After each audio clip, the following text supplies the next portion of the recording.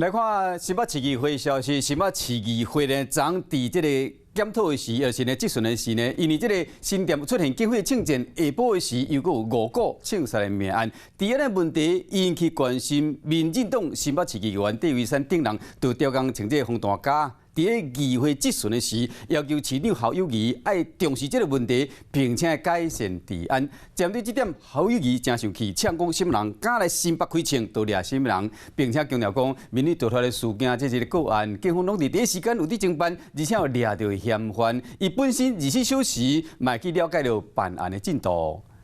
黑道就是要消灭啊！你何当来我就办你啊！面对黑道，只有一个原则：压制。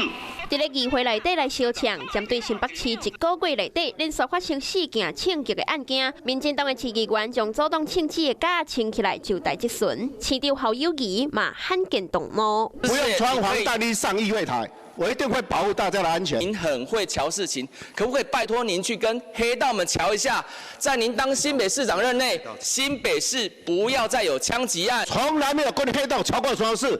请不要乱污蔑我！谁敢来我新北开枪，我就抓谁。为新店警匪的枪战，佮到5个枪杀案，虽然侯友宜强调，面对突发事件个案，警方拢伫第一时间来侦办，将嫌犯来逮捕。严格治安的问题一直出状况，有关爆发基层担忧。市长，你在2019年你曾经说过，新北治安不好，应该是市长下台。新北已经比台中还要多，我们是新的庆记。刚刚不管24小时所有状况，我。 全部掌控办案的进度。虽然积极展现伊的决心，严格传出5个枪击的命案，死者竟然是新北府发言人的家属。侯友宜悲伤的情绪是记载袂掉。在第一个时间就立即逮捕嫌犯。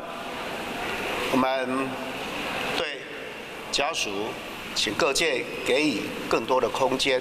面对各种治安的挑战，警察出身又搁负起大家长职责的侯友宜，必须要赶紧制定对策，确实打击犯罪，安稳民心，让犯罪集团唔敢搁长手。